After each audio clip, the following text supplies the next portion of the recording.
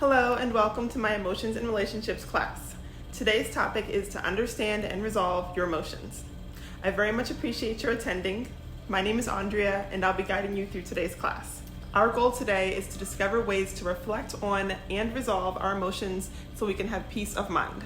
While we're together today, we'll address common habits that can cloud and distract from our emotional awareness. We'll consider some ways to address and to reflect on our emotions, and we'll plan ways to resolve our emotions in various scenarios. So let's start by taking a moment to address some common external habits that can cloud and distract from our emotional awareness.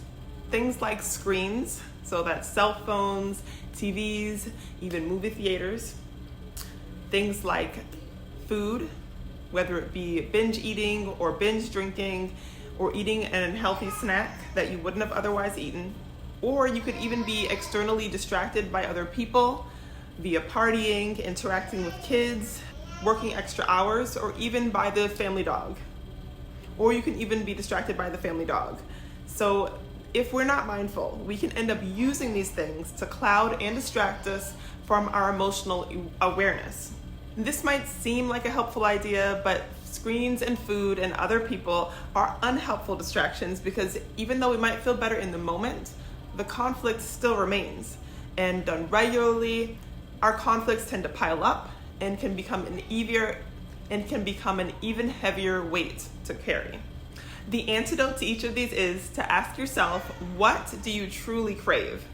It's not likely anything that you can find on a screen or binge eating or drinking. It's not something you'll find at a party. You'll probably find that you truly crave peace and a resolution. If so, then stop and feel your emotions. Figure out what's going on in there so that you can resolve it. All right, so now let's address some internal habits that could cloud or distract from our emotional awareness. Things like ruminating, which is basically replaying a negative event over and over in our minds and without resolving it. So this clouds and distracts our minds because we're so distracted by that event or by what happened that we don't take a second to see how we feel about it or how our emotions are. And if we can't really see how we're feeling about it, it's going to be very hard to see clearly how to create a solution.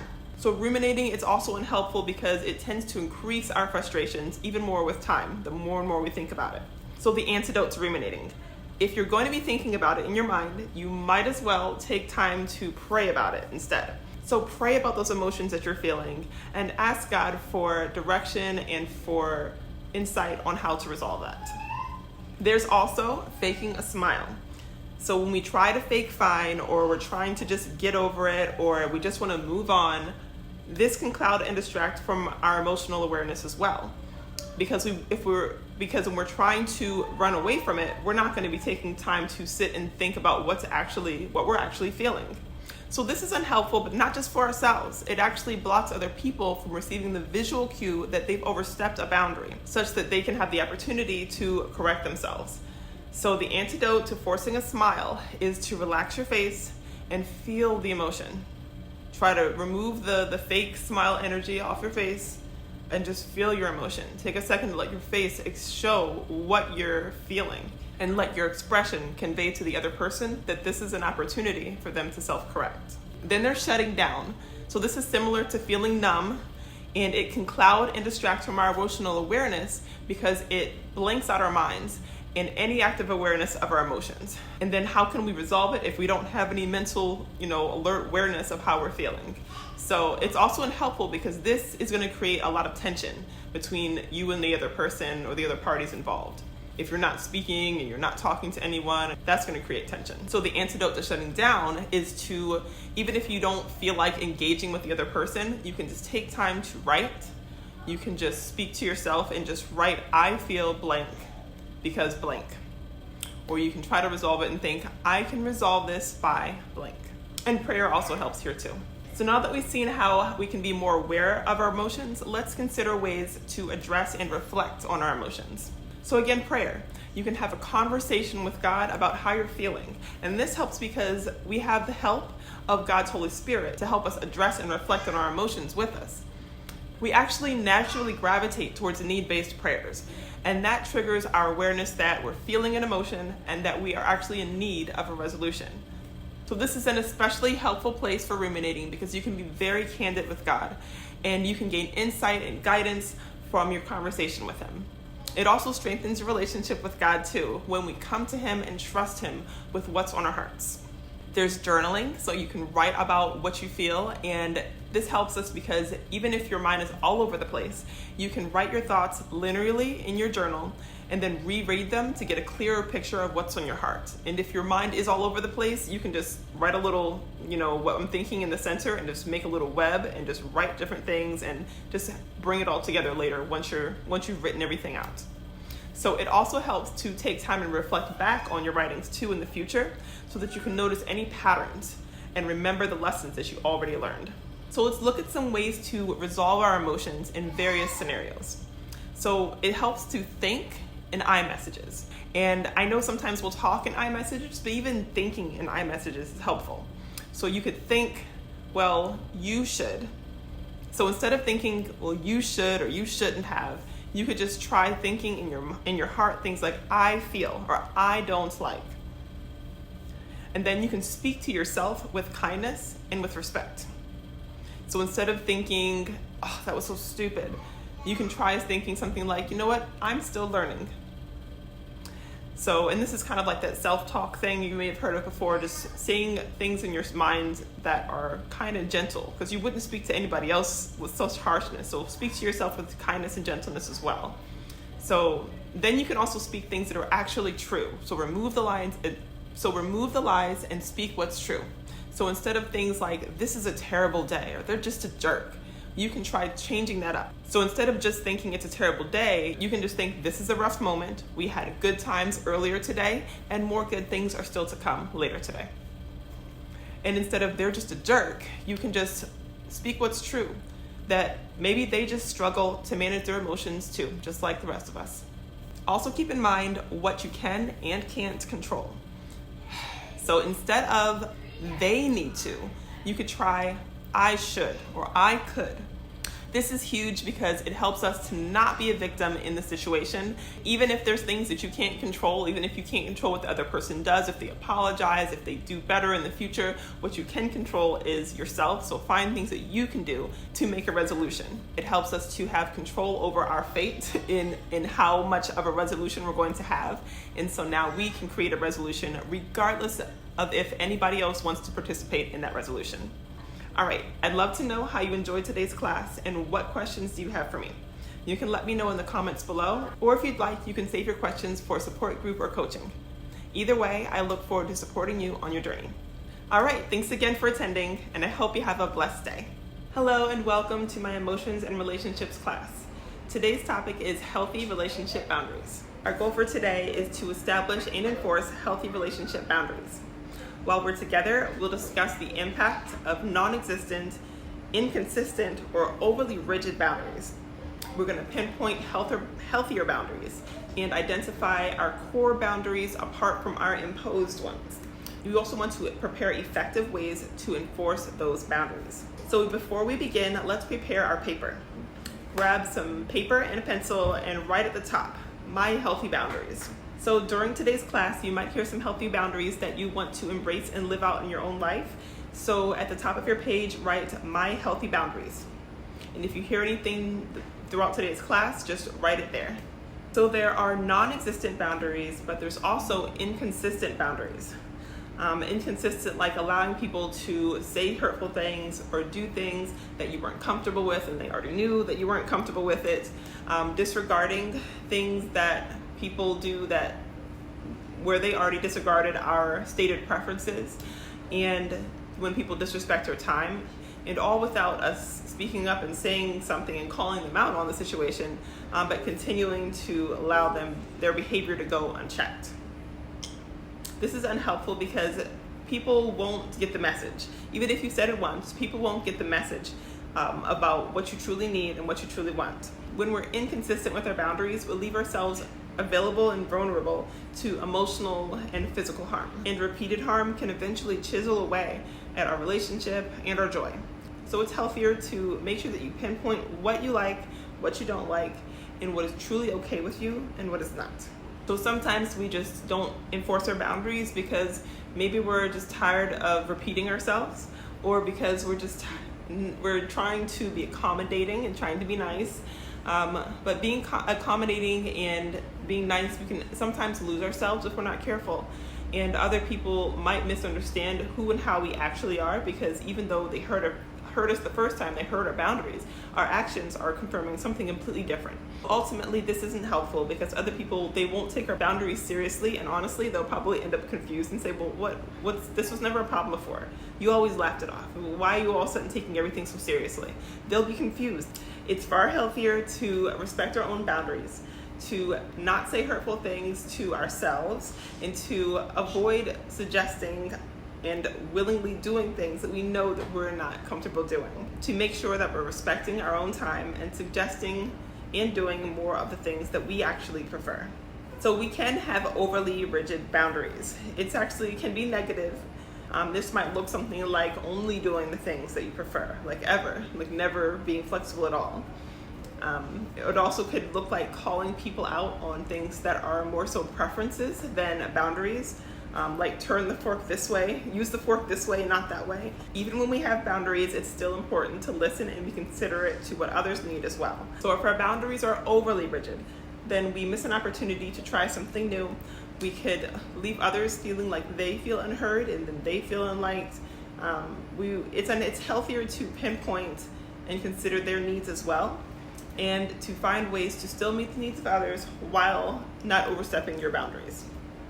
And if that's really something that's really not easy to do or something that's hard to do, then you can either take turns, or that just might not be the relationship for you. And it seems hard to state, but you just have to be realistic. If your boundary is that you're not going to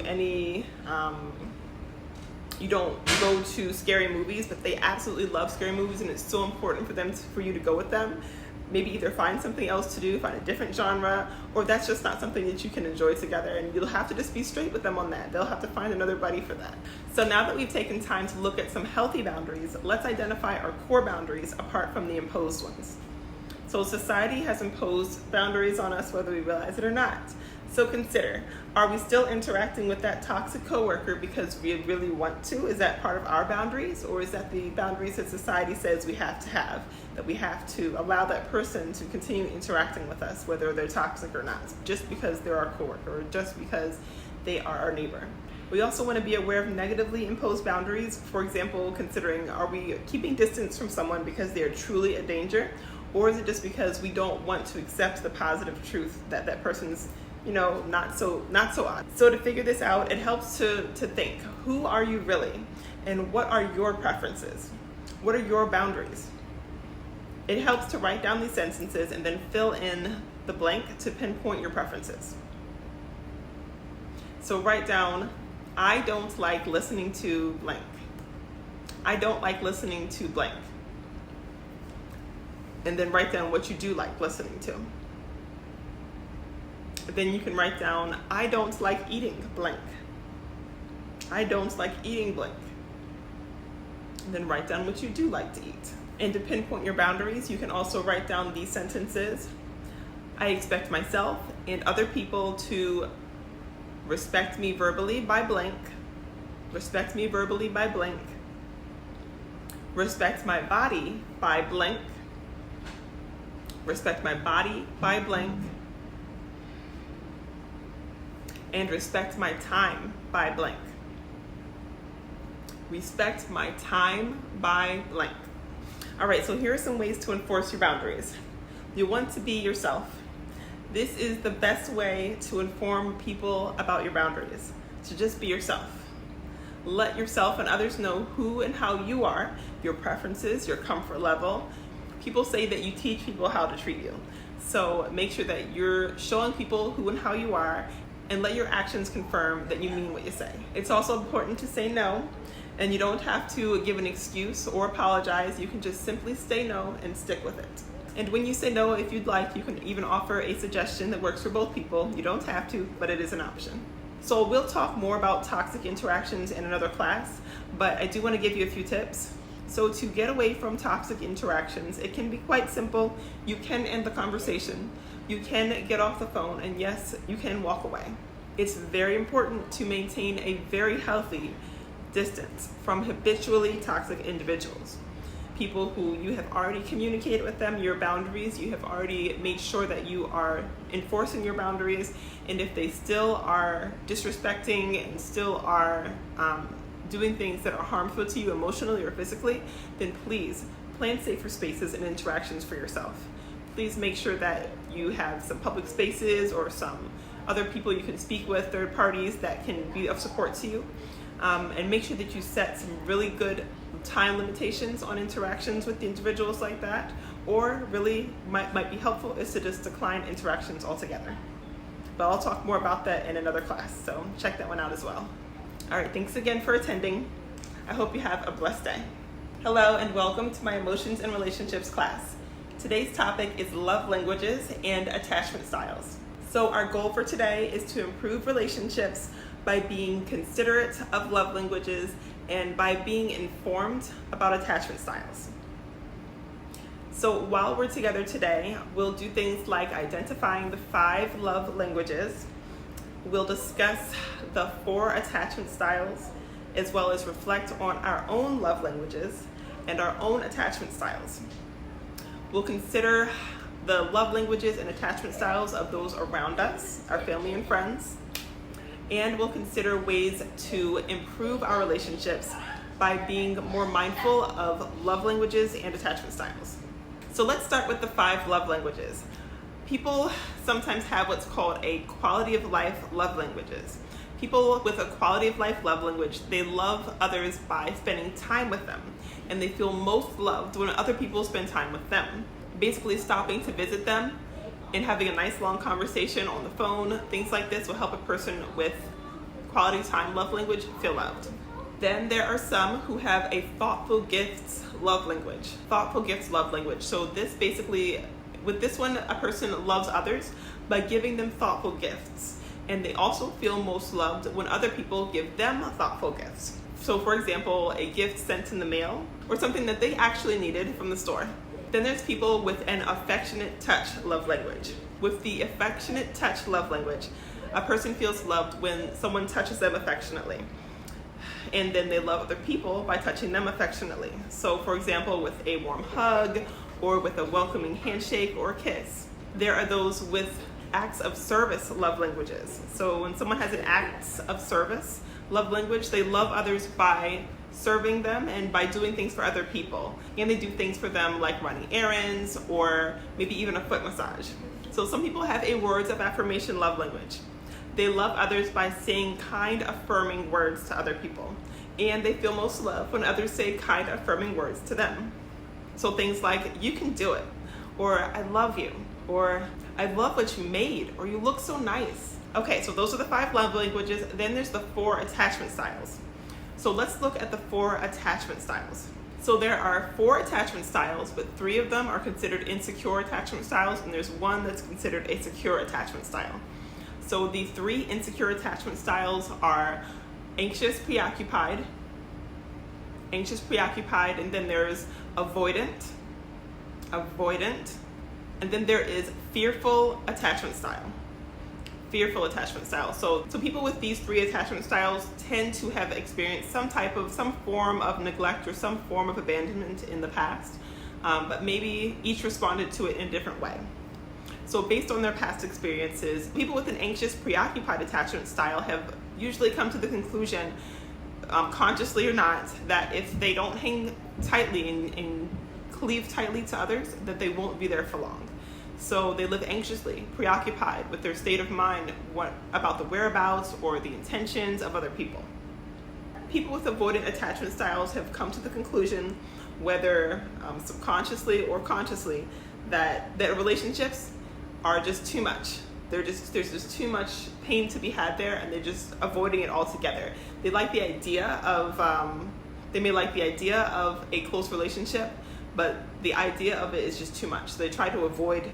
And then there's fearful avoidant attachment style. So people with a fearful avoidant attachment style have usually come to the conclusion in their conscious or subconscious mind that people might leave at any moment. So you can't get too attached. So they might avoid attaching to too much because they're afraid of being left. And then there's that one secure attachment style. Based on their experiences, they have come to the conclusion that, I've had very stable and very healthy relationships in the past, and I think it's safe to attach to people, but not too tightly, because I can trust people to be there for me. And so that person who's a secure attachment style, they can live confident that the status of the relationship is secure. So these attachment styles, they can definitely change over time, depending on the health of the relationships that we encounter. Sometimes they'll be one way in childhood, and then based off of what we experienced in childhood, they might change up as we get to be a teenager, and then change again in college based off the relationships we had. And then it can change in marriage. Once we have been with our spouse may be very secure and make us feel very comfortable, so therefore we become secure. Or it could be vice versa. Perhaps we were secure before, and then that romantic relationship turned south, and now we feel more anxious, preoccupied, or maybe we're just more avoidant, maybe fearful avoidant, whatever it might be. So these things can change over time. So now that you have an idea of what these 5 love languages are and what the 4 attachment styles are, take a second to reflect on your own love language and your own attachment style. So grab a pen and paper and write down the following sentences, and then fill in the blanks. So write down, my love language tends to be blank. My love language tends to be blank. Then write down, my attachment style tends to be blank. My attachment style tends to be blank. And I'll write a list of these in the description below so that you can have a visual for each one, because I know it's a lot to write. So again, keep in mind that whatever you wrote down, this can be something that changes over time, and it also might slightly vary based off of who you're talking to, who you interact with. So based off of how you interact with coworkers versus how you interact with family. So now let's consider other people's love languages and attachment styles. So write down the names of 3 people that you are close to, 3 people that are close to you just for now. And you can always add more people later on, but this is just to start with right now during class. So let's take a second to consider their actions, reflect on their actions, and write down your best guess for their love language and for their attachment style. Again, reflecting on the things they've said, the things that they've done, the patterns that they have. If you really feel comfortable, you may even ask them what their love language is, but I would only suggest asking this for the closest of relationships. I wouldn't suggest asking a coworker or your supervisor or your pastor. It would be a little bit, but your best friend or your spouse, things like that would be fine. And just as with you, other people might also have multiple different love languages. They might have their attachment style that they have right now. It might vary in different situations, or they might be kind of teetering between 2 of the different attachment styles. So just be aware of that. So now that we have an idea of the love languages and the attachment styles of others, let's consider ways to improve our relationships by being mindful of the love languages and the attachment styles. So this is an opportunity to love people more clearly in a way that they can really truly understand and appreciate. So it's okay to love others with your love language, even if it's not their love language, but it's also really kind and loving thing to do to love them with their love language, so that you're basically covering all grounds. And then as far as knowing these attachment styles, now that you know them, you can be more understanding. So if you're interacting with someone that you feel is unbearably clingy or cold as ice, just know that it's not personal. It's likely not personal. And if you ever start to feel guilty for being clingy or cold yourself, you can give yourself more grace. You can make peace with the likelihood that this is just how they've concluded that they need to interact in the world in order to feel comfortable and safe in their relationships. So with these love languages, you can communicate your love language with those who are closest to you. You can try to love others with the love language that they would most appreciate. And when you consider the attachment styles that you and others have, you can then give yourself and others more grace and be able to see more clearly what's really going on in the relationship and be more understanding of the situation. And in doing so, both you and others can start to really enjoy living with confidence that the status of your relationships is secure, and you can have peace and resolve and healthier emotions and relationships. All right, I appreciate your joining in today. I hope you have a blessed day. Hello, and welcome to my Emotions and Relationships class. Our topic for today is to identify and deal with toxic relationships. So our goal today is to identify and deal with toxic interactions so that we can enjoy healthier relationships. While we're together today, we'll cover things like identifying warning signs of emotional and mental and financial toxicity. We'll consider toxic interactions in dating, marriage, and parenting and friendships. We'll discuss toxic interactions at school and at work and at church, and we'll prepare healthy responses to toxic interactions. So we'll start with internal toxicity warning signs. So grab your paper and pencil, and if you hear a toxic habit that you've experienced from others, or a habit that maybe you find that you would be a little guilty of doing yourself, just write it down. So let's identify some warning signs of physical and emotional and mental and financial toxicity.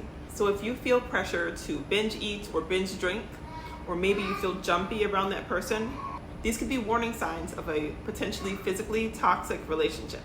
If you feel anxious when they're about to arrive or when they call, or if you feel like you can't trust your judgment, these could be warning signs of an emotionally toxic relationship. If you feel betrayed by negative impacts to your credit, things that are not of your doing, or if you have limited access to shared income, then that could be a warning sign of a financially toxic relationship. So these were all internal toxicity signs. These were the things that you feel, the things that you notice that can give you a hint of what's really going on there. Then there's also external toxicity warning signs. These are things that you can pay attention to, the actions. These are things that you can spot by paying attention to what others say and do. So let's take a look to see if you're experiencing any toxic relationships in dating, marriage, parenting, friendships, at home or even at church, at school or at work. So grab some paper and a pencil, and if you hear any red flags that come to mind, then just write down the name and the habit that you want to be mindful of. So listen to how they're communicating. Is their volume toxic or respectful?